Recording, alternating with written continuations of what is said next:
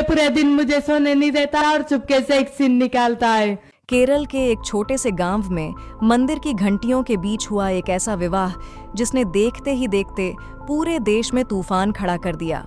एक तरफ थी वो लड़की जिसकी मासूम मुस्कान ने कभी महाकुंभ की भीड़ में लाखों दिल जीत लिए थे, और दूसरी तरफ वो शख्स जिसके साथ उसने जिंदगी बिताने का फैसला किया। सब कुछ एक खूबसूरत प्रेम कहानी जैसा लग रहा था, लेकिन क्या सच में ये सिर्फ प्यार था या फिर इस रिश्ते के पीछे छिपे थे कुछ ऐसे सच जो सामने आते ही सब कुछ बदल देने वाले थे। उम्र के कागज परिवार का विरोध, कानूनी सवाल और अब जांच एजेंसियों की एंट्री। आखिर उस रात मंदिर में क्या हुआ था?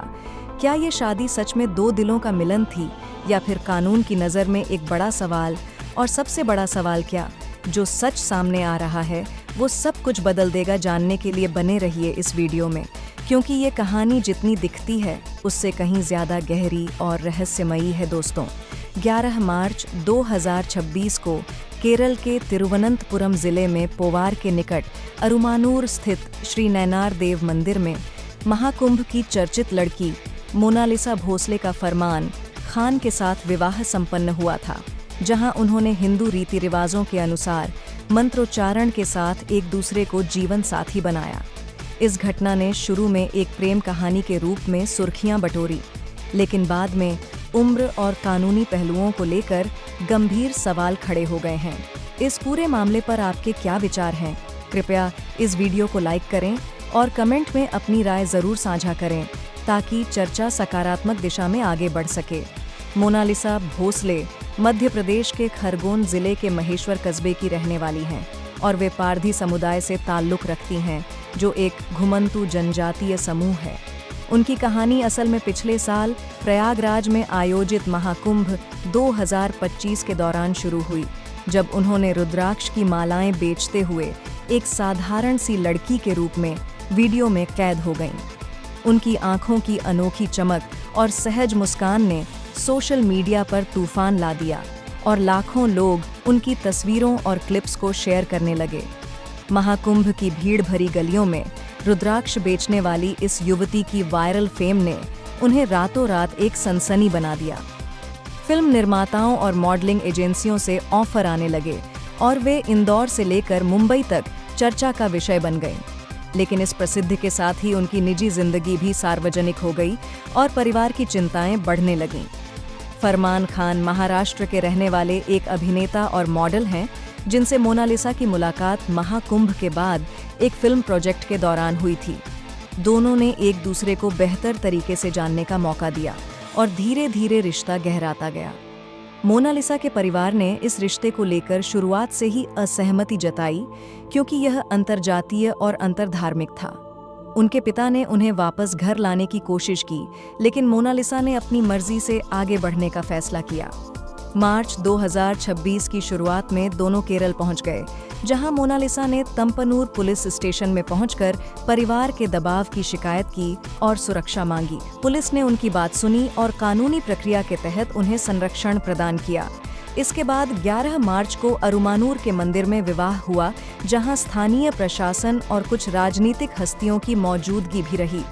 विवाह के तुरंत बाद मोनालिसा और फरमान ने प्रेस कॉन्फ्रेंस कर स्पष्ट कहा कि यह शादी उनकी अपनी मर्जी से हुई है।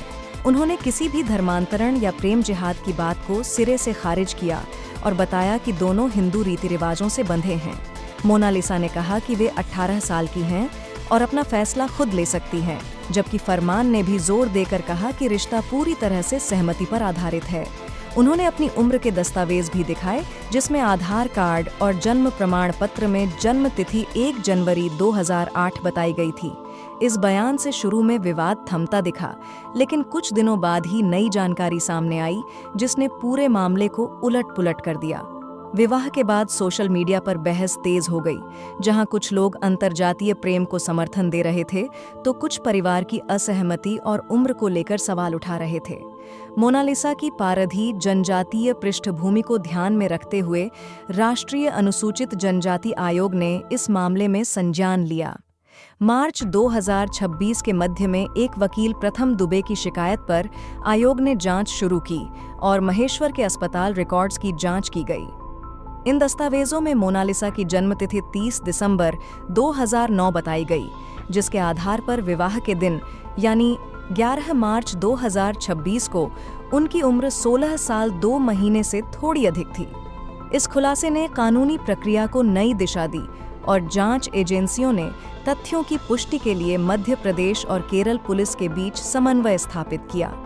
राष्ट्रीय अनुसूचित जनजाति आयोग की टीम ने पोवार का दौरा भी किया, जहां विवाह हुआ था। आयोग के अध्यक्ष की अगुवाई में जांच दल ने स्थानीय अधिकारियों से बातचीत की और दस्तावेजों की सत्यता परखी। जांच में पाया गया कि विवाह प्रमाण पत्र में दी गई उम्र की जानकारी अस्पताल रिकॉर्ड्स से मेल नहीं खाती थी। इस आधार पर खरगोन जिले के महेश्वर पुलिस स्टेशन में फरमान खान के खिलाफ प्राथमिकी दर्ज की गई, जिसमें बाल यौन अपराध संरक्षण अधिनियम की धाराएं मुख्य रूप से शामिल हैं। इसके अलावा भारतीय न्याय संहिता की धाराओं के तहत अपहरण और आपराधिक साजिश जैसे आरोप भी लगाए गए हैं। चूंकि मोनालिसा अनुसूचित जनजाति से हैं, इसलिए अनुसूचित जाति और अनुसूचित जनजाति अत्याचार निवारण अधिनियम की धाराएं भी जोड़ी गई हैं। खरगोन के पुलिस अधीक्षक डॉक्टर रविंद्र वर्मा ने जांच की पुष्टि की और कहा कि सभी पहलुओं पर गहनता से काम किया जा रहा है। इस मामले में राष्ट्रीय मानवाधिकार आयोग ने भी नोटिस जारी किया है और उम्र की जांच के लिए मध्य प्रदेश तथा केरल के अधिकारियों से रिपोर्ट मांगी है। आयोग ने दोनों राज्यों की पुलिस को समन्वय बनाए रखने और निष्पक्ष जांच सुनिश्चित करने के निर्देश दिए हैं। मोनालिसा की ओर से शुरू में दिखाए गए दस्तावेज अब जांच के दायरे में हैं और यदि वे गलत पाए गए तो कानूनी कार्रवाई और सख्त हो सकती है। फरमान खान पर लगे आरोपों के चलते यदि उम्र साबित होती है तो बाल यौन अपराध संरक्षण अधिनियम के तहत न्यूनतम 10 साल की सजा और अधिकतम आजीवन कारावास तक का प्रावधान है। हालांकि जांच अब भी चल रही है और अंतिम फैसला अदालत पर निर्भर करेगा। सोशल मीडिया पर इस खबर ने व्यापक प्रतिक्रियाएं पैदा की हैं।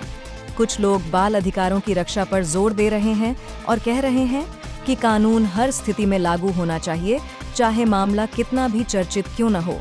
वहीं कुछ अन्य अंतरजातीय विवाहों की स्वतंत्रता और युवाओं की पसंद का सम्मान करने की बात कर रहे हैं। राजनीतिक दलों ने भी अलग अलग बयान दिए हैं। जहां केरल सरकार ने शुरू में सुरक्षा प्रदान करने का जिक्र किया, तो मध्य प्रदेश में विपक्षी दलों ने उम्र की जांच पर सवाल उठाए। फिल्म निर्माता सनोज मिश्रा, जिन्होंने मोनालिसा को फिल्म जगत में लॉन्च करने का दावा किया था, उन्होंने भी इस मामले पर अपनी प्रतिक्रिया दी और कुछ आरोप लगाए, जिसके जवाब में मोनालिसा ने यौन उत्पीड़न की शिकायत दर्ज कराई। ये सभी घटनाक्रम दिखाते हैं कि वायरल प्रसिद्धि कितनी जल्दी जिंदगी को जटिल बना सकती है। महाकुंभ के दौरान मोनालिसा की वायरल फेम ने न सिर्फ उन्हें बल्कि पूरे परिवार को प्रभावित किया। पारधी समुदाय की लड़कियां अक्सर सामाजिक चुनौतियों का सामना करती हैं और ऐसे में अचानक आई प्रसिद्धि ने उनके जीवन को पूरी तरह बदल दिया। रुद्राक्ष बेचने से शुरू हुई कहानी फिल्म ऑफर्स तक पहुंची, लेकिन साथ ही परिवार की चिंताएं भी बढ़ीं। फरमान से मुलाकात फिल्म प्रोजेक्ट के दौरान हुई, जहां दोनों ने एक दूसरे की मदद की और रिश्ता विकसित हुआ। मोनालिसा ने बार बार कहा कि वे अपनी मर्जी से आगे बढ़ रही हैं, लेकिन कानूनी उम्र की पुष्टि अब मुख्य मुद्दा बन गई है। जांच एजेंसियां वर्तमान में अस्पताल रिकॉर्ड्स, आधार कार्ड और अन्य दस्तावेजों की तुलना कर रही हैं। केरल पुलिस ने विवाह के समय की प्रक्रिया पर रिपोर्ट तैयार की है, जबकि मध्य प्रदेश पुलिस उम्र सत्यापन पर फोकस कर रही है। राष्ट्रीय अनुसूचित जनजाति आयोग ने स्पष्ट किया कि जनजातीय लड़कियों की सुरक्षा विशेष रूप से महत्वपूर्ण है और किसी भी प्रकार की गलतफहमी से बचना जरूरी है।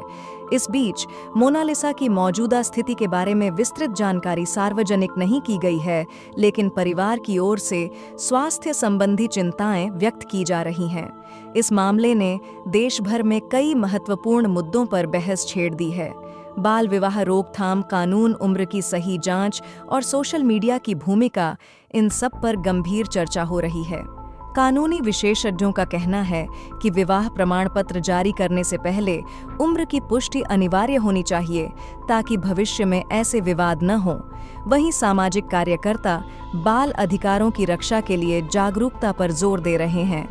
फरमान खान के वकीलों ने अभी तक कोई आधिकारिक बयान नहीं दिया है, लेकिन जांच पूरी होने तक कानूनी प्रक्रिया का इंतजार किया जा रहा है। मध्य प्रदेश और केरल दोनों राज्यों की पुलिस के बीच समन्वय जारी है और रिपोर्ट जल्द ही अदालत में पेश की जाएगी।